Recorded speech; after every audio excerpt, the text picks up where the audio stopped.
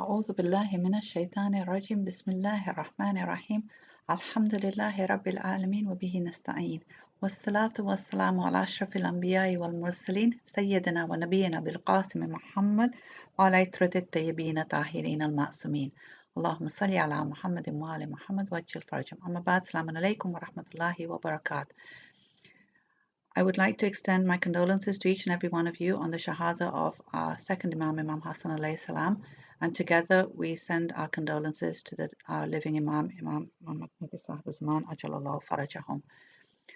Today is the final of our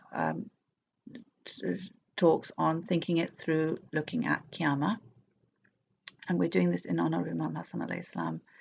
So here we're going to look at finally the day of Qiyamah and what happens there very, very briefly and very quickly. And hopefully this will whet your appetite to look at it in more detail yourselves, inshallah. So the Qiyamah starts with the blowing of the trumpet. And there are two blowings, and both are blown by Israfil, the angel.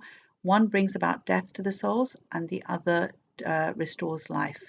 So when the first blowing is done, everything dies in the earth and in the heavens and in Barzakh, and everything falls down. And Allah subhanahu wa ta'ala tells us in the Holy Quran in Surah Zumar, Surah number 36, verse 68, أعوذ بالله من الشيطان الرجيم ونفخ في الصور فصعق من في السماوات ومن في الأرض إلا من شاء الله ثم نفخ فيه أخرى فإذا هم قيام ينظرون. And the trumpet shall be blown. So all those that are in the heavens and all those that are in the earth shall swoon, except such as Allah pleases. Then it shall be blown again. Then lo, they shall stand up awaiting. So between these two blowings, there is where everything evolves. Everything comes into a higher level of life, comes about, and in that every atom in the universe will be able to perceive and understand and communicate. Everything speaks now. So the trees and the stones and the earth and even our limbs will be able to speak. Now, how long is it between the two blowings? We really don't know how long it will be, but what will happen is everything will die, including Israfil, and then God will bring back Israfil, and he will then be told to blow the trumpet again, and everything will be restored back to life. And the bodies will appear different in some way, yet they will be same in some way. So they'll all have the same sort of fingerprints. They'll be the same sort of body, but it will be a body which is evolved into a Qiyami body, a body that can actually then take part on that day. Their existence has been enhanced out of all proportion as they arrive within the vicinity of Allah. So here Allah subhanahu wa ta'ala tells us in Surah Ibrahim, Surah number 14, verse 48, أعوذ بالله من الشيطان الرجيم يوم تبدل الأرض غير الأرض والسماوات وبرزوا لله الواحد القهار. On the day when the earth shall be changed into different earth and the heavens as well, and they shall come forth before Allah, the One, the Supreme. So we will all come together towards Allah on a day of gathering, which is called a hashr of the people, and assembling, jam'ah, then in an orderly fashion. So this gathering will be for all, young, old, men, women, people of former times and those of the later times, men, jinn, and there'll be a lot of congestion, and there'll be difficult to find room to even stand. The crush of the masses, the uncertainty about the future, and the overcrowding and the steadily increasing heat will leave everyone thirsty and agitated, and the angels, the callers, will separate the crowd into different groups. And the sifting and isolating of the groups will allow people with the same qualities to be banded together, and the route and duration at each station is different for each group. Blood relation will no longer hold any meaning here. It'll be based on our deeds. And Allah subhanahu wa ta'ala tells us in Surah Al-Ghabun, Surah number 64, verse 9, أعوذ بالله من الشيطان الرجيم يوم يجمعكم ليوم الجمع ذلك يوم التغابن. On the day that he will gather you for the day of gathering, that is the day of loss and gain. So what will happen then? So there'll be a journey which begins towards Allah. This is not a journey which is measured in distance, but a journey that may have physical movement, but a journey into the depths of the soul and the psyche. The path was charted out by us in this world. And the journey starts with the journey of 50 stations, so that certain truths which did not enter the soul can do so now, because we must possess certain wisdoms, and that can only come about once we're purified.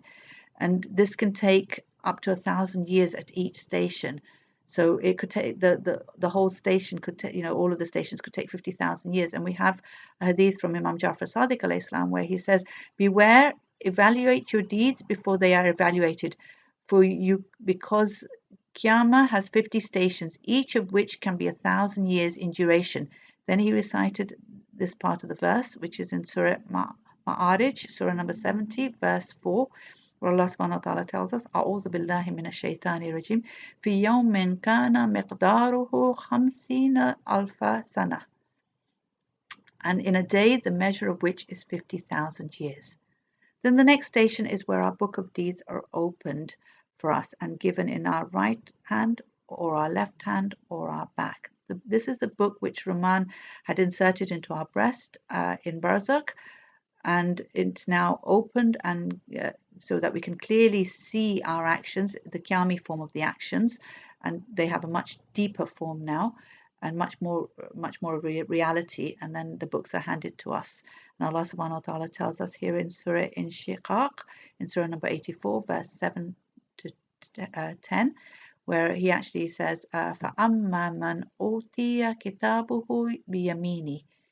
Then as to him who is given his book in his right hand, or Allah also says they can be given in wara'a dhahri, behind his back.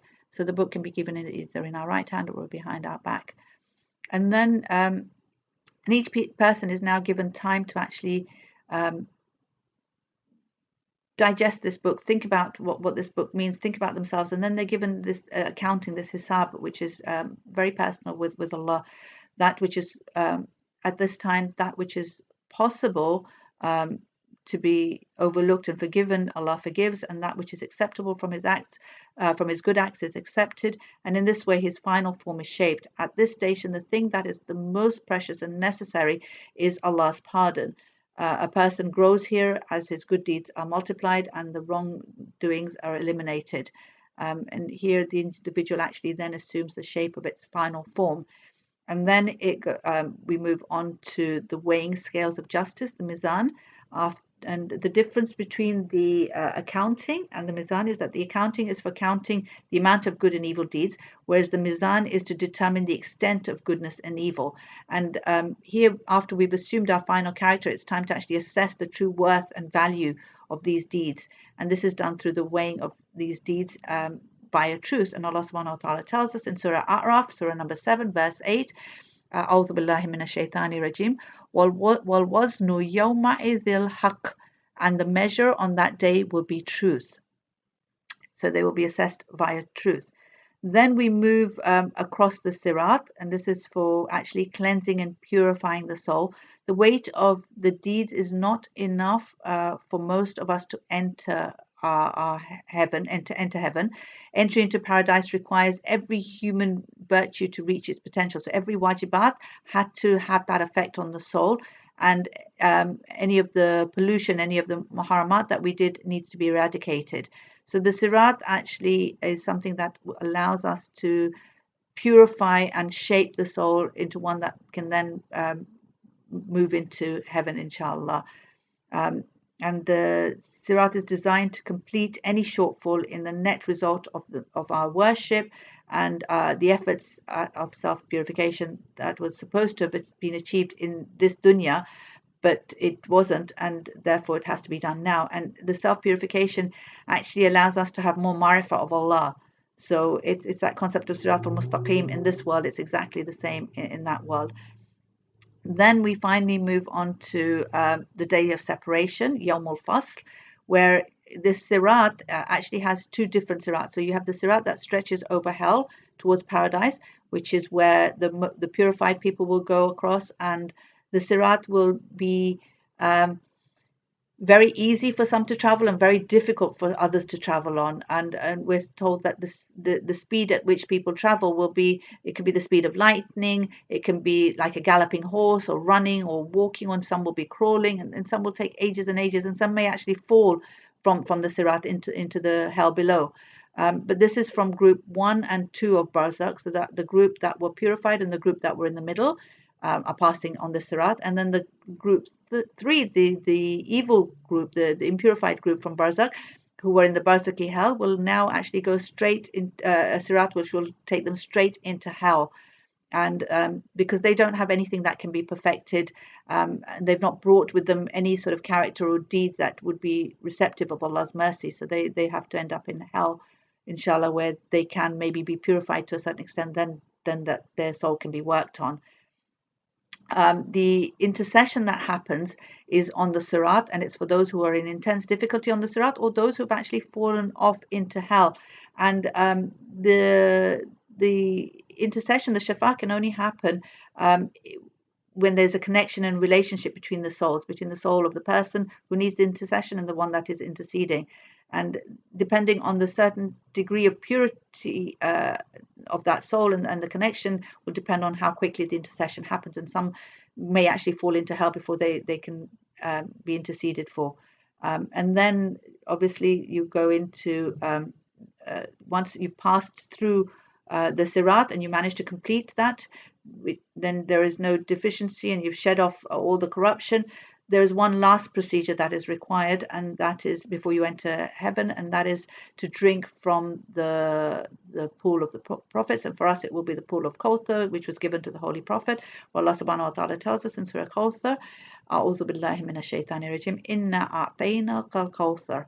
Indeed, surely we have given you the Kauthar. And it is through this Kauthar that we drink, which will connect the Holy Prophet's soul to our soul, and it will be the final cleansing and perfection that is from the depths of the soul that is required for us then to enter heaven, inshallah. We pray that we will all enter heaven, and Allah will make it easy for us, and we will be able to, inshallah, connect to the Holy Prophet and the Aimah, that they can intercede for us, inshallah. Wassalamu alaikum wa rahmatullahi wa barakatuh.